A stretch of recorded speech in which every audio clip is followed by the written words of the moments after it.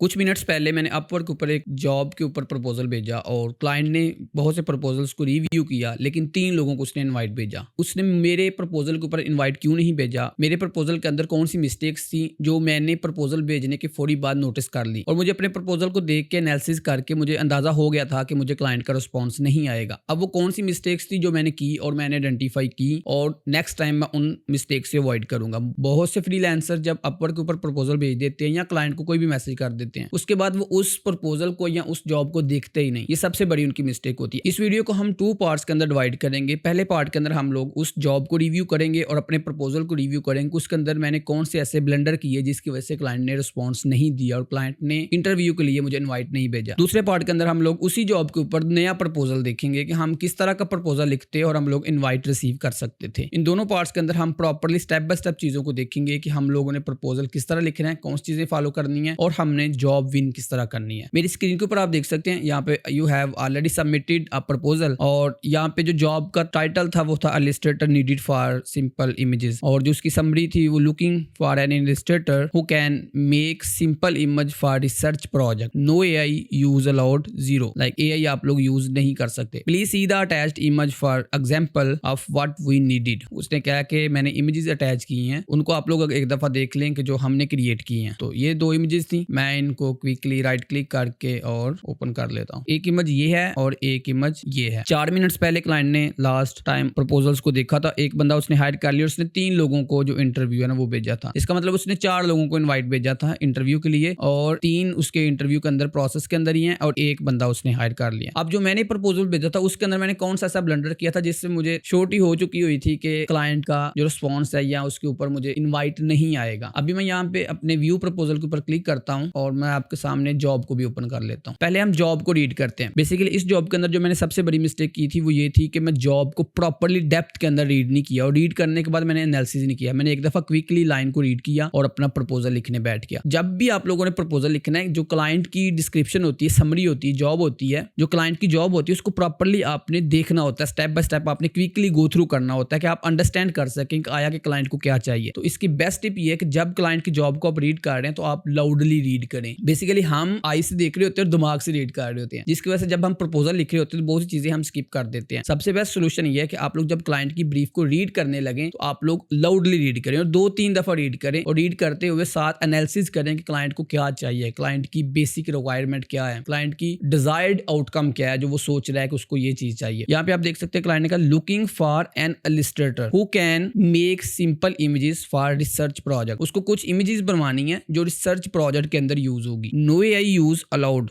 आप AI use नहीं कर सकते, आपने मैन्युअली बनानी है। Please see the attached images for example of what we created, जो उन्होंने क्रिएट की थी समथिंग सिमिलर उसको कुछ चाहिए। तो वो इमेजेस ये थी। एक इमेज ये थी जो उसने रिसर्च पेपर के अंदर यूज करनी थी, लाइक ये इन्फोग्राफिक टाइप समथिंग कह सकते हैं आप। दूसरी इमेज ये वाली थी जो उसने अपने प्रोजेक्ट के अंदर यूज करनी था। अब मैंने जो प्रपोजल भेजा था उसके अंदर कौन सी मिस्टेक्स थी उनको हम अब आइडेंटिफाई करते हैं। यहाँ पे जाके हम लोग अपने प्रपोजल को रीड करते हैं। ये proposal you need these converted into vector for high resolution, like उसने मुझे कहा है कि looking for an illustrator who can make simple images for research project, ठीक है। और उसके बाद यहाँ पे please see the attached images for example what we need created, कि जिस तरह की हमें क्रिएट करने की जरूरत है, और लिखा हुआ है फॉर एग्जांपल, लाइक जो इमेजेस हमने अटैच की हैं वो एज अ रेफरेंस है, उनको नहीं बनाना। मुझे ऐसा लगा कि looking for an illustrator who can make similar images, like आपने सेम इमेजेस बनानी है या मिलती जुलती इमेजेस बनानी है, तो उसके अंदर एआई यूज नहीं करना। जो मेरे माइंड के अंदर चीज क्लिक की थी वो ये थी कि इसको यही इमेजेस चाहिए, लेकिन इसको वो वेक्टर के अंदर चाह रहा है या हाई रेजोल्यूशन के अंदर चाह रहा है। तो तब क्विकली मेरे माइंड के अंदर ये चीज नहीं आई जो मैंने स्किप की, और मुझे लगता है ये बिग मिस्टेक जो मैंने प्रपोजल की पहली लाइन के अंदर ही मिस कर दी वो ये है, you need these converted into a vector to high resolution. मतलब उसको हाई रेजोल्यूशन के अंदर ये वाली नहीं चाहिए वो, क्योंकि उसने इमेज जो है वो रेफरेंस के तौर पे अटैच की थी। यहां से आगे प्रपोजल बहुत हद तक ठीक है कि you will get Illustrator file AI, JPG, PDF and any other format that you will required. Turn around time will be within 24 hours.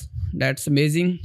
Once the contract start, I have a quick question. You want images to same or you want me to make some changes or the layout text? ये भी line मैंने wrong लिखी हुई है according to the job requirement, और ये line भी जो है ये सबसे बड़ा ब्लंडर था, क्योंकि जो पहली लाइन होती है वही आपका हुक होता है, उसी की बेस के ऊपर क्लाइंट आपके साथ इंटरव्यू स्टार्ट करता है या डिस्कशन वगैरह स्टार्ट करता है। अब साथ मैंने उसको अपनी जो जॉब की हाईलाइट्स थी, सिमिलर जॉब मैंने जो की हुई थी उनका भी मैंने रेफरेंस दिया कि मैंने सिमिलर जॉब्स कंप्लीट की हुई हैं। पहले तो हमने ये आइडेंटिफाई कर लिया कि पहली हमारी मिस्टेक ये थी, उसको कन्वर्ट नहीं करवाना था, तो ये लाइन हमने गलत लिखी है। और दूसरे जो मैंने I have a quick question के अंदर जो मैंने पॉइंट लिखा ये वाला, तो ये भी टोटली रॉन्ग है, क्योंकि ये उसकी जॉब से रेलेवेंट नहीं है, उससे मिलती जुलती नहीं है बिल्कुल। तो अब हम अपना एक डॉक फाइल ओपन करते हैं और उसके अंदर हम अपना प्रपोजल लिखना स्टार्ट करते हैं। अब ये हमारे पास जॉब है और नीचे हमने जो प्रपोजल भेजा था क्लाइंट को वो वाला आ रहा है। इस प्रपोजल के अंदर अब मैं आपको बताऊंगा कि कौन सी चीज को रिप्लेस करते हैं या किस तरह लिखा जाता तो चांसेस ज्यादा थे जॉब को विन करने के। सबसे पहले जो हमने चीज डिस्कस की है वो ये वाली लाइन जो हमने सबसे बड़ी गलती की है, हम इसको थोड़ा सा हाईलाइट कर देते हैं। नंबर 2, ये जो मैंने क्वेश्चन ऐड किया है, I have one more quick question, इसको हम हाईलाइट कर देते हैं। ठीक है जी। अब हम क्या करते हैं, हम एक नया प्रपोजल लिखते हैं, looking for an illustrator who can make simple images for research project. सबसे पहला पॉइंट ये। दूसरा, नो एआई यूज अलाउड, आप एआई को यूज नहीं करना। और उसके बाद है please see the attached images for example of what we need created. Okay, मैं अब यहाँ पे सीधा डायरेक्टली मैं इसके ऊपर जंप करूंगा। हे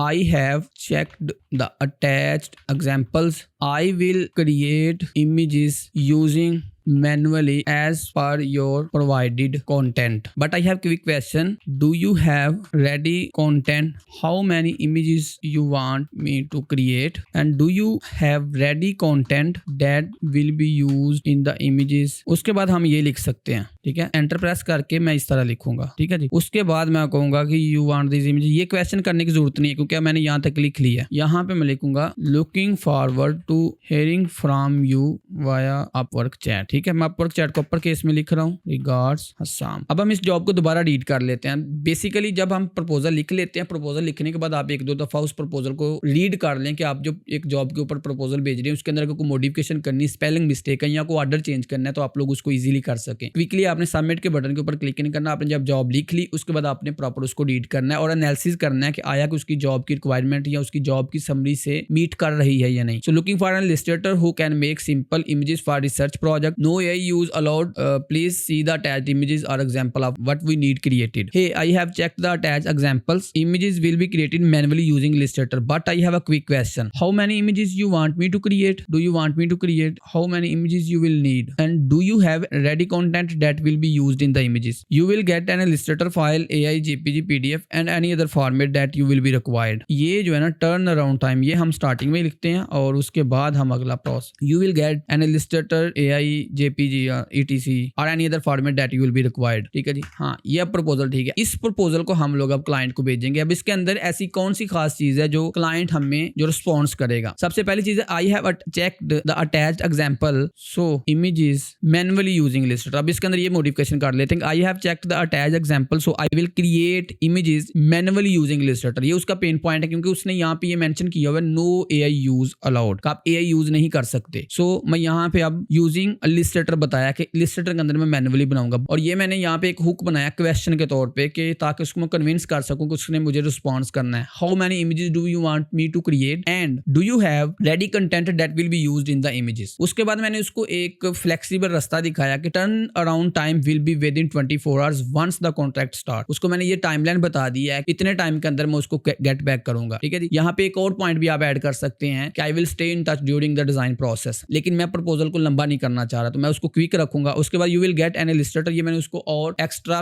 perks बताए हैं कि आपको इसके अंदर क्या क्या बेनिफिट्स होने वाले हैं। So this is the proposal जो एक्चुअली मुझे भेजना चाहिए था, लेकिन मैंने जो उसके अंदर 2 पॉइंट्स हाईलाइट किए हैं मैंने मिस्टेक किया। जब भी आप प्रपोजल क्लाइंट को भेजने लगे, so let me conclude all discussion, जब भी आप क्लाइंट को प्रपोजल भेजने लगे आपने जॉब जो होती है लाउडली रीड करनी है, एक नहीं 2 3 4 दफा अगर आपको करनी पड़े तो आपने उसको करना है ताकि आपको जॉब अंडरस्टैंड हो जाए। नंबर 2, आपने जब प्रपोजल लिखना है तो अपने प्रपोजल लिखते हुए उसके पॉइंट्स को माइंड में रखना है कि ये उसकी पेन पॉइंट्स थे, उसके अकॉर्डिंग आपने प्रपोजल लिखना है। पहली 2 लाइंस वेरी वेरी इंपॉर्टेंट, आपने उनको देखना है कि उनके अंदर आप क्लाइंट को सोल्यूशन प्रोवाइड कर रहे हैं, क्लाइंट को समझ आ जाए कि यही बंदा है जो मेरे जो प्रोजेक्ट है उसका सोल्यूशन लेके आ सकता है। तो आपने बताना है उसको कि मैं ये सोल्यूशन प्रोवाइड करूंगा, उसको hello how are you ETC की तरफ नहीं लेके जाना, आपने डायरेक्टली पॉइंट के ऊपर आना है। उसका नाम है आपके पास तो वेल एंड गुड, नहीं है तो है, उसके बाद आपने उसके सोल्यूशन के ऊपर डायरेक्टली मूव करना है। सो ये ओवरऑल चीजें हैं। आप जब उसको ओपन करेंगे कि ये चीजें आप सोल्यूशन देंगे, उसके बाद उसको क्या बेनिफिट्स होने वाले एक्स्ट्रा आपके साथ काम करने के, जो आपकी प्रोफाइल से भी शो होने चाहिए, आपकी प्रोफाइल के अंदर वो चीजें भी मेंशन होनी चाहिए। उसके बाद लास्ट जो होगा, आपने जो हुक बनानी होती है जिसको CTA कॉल टू एक्शन कहते हैं, looking forward to hearing from you via Upwork chat, तो आप उसको अपवर्क चैट के अंदर लेके आ रहे हैं। Actually this is the proposal जो मुझे भेजना चाहिए। आई एम श्योर अगर मैं ये भेजता तो मुझे रिस्पॉन्स आ जाना था, लेकिन मैंने जो मिस्टेक्स की उसको नेक्स्ट टाइम मैं अवॉइड करूंगा। तो जब आप प्रपोजल भेज देते हैं, भेजने के बाद आप लोग ये नहीं है कि उस जॉब को बंद कर दें, आप उसको एनालिसिस करें कि क्लाइंट मुझे हायर क्यों करेगा, मेरे प्रपोजल के अंदर ऐसी क्या चीज है, या अगर मुझे क्लाइंट हायर नहीं करेगा तो मैंने इसके अंदर कौन सी मिस्टेक्स की हैं जिसकी बेस के ऊपर क्लाइंट मेरे प्रपोजल को रिजेक्ट करेगा। That's overall and hope so आपने इसमें चीजें सीखी होंगी। So let me know in the comments कि आप अपवर्क के ऊपर प्रपोजल भेजते हुए कौन सी मिस्टेक्स कर रहे हैं, या आप कौन सी ऐसी चीजें यूज कर रहे हैं जिसकी बेस के ऊपर आपके प्रपोजल रीड होते हैं और आपको रिस्पॉन्स आ रहे हैं। Thank you so much for watching the video. See you in the next video. Thank you.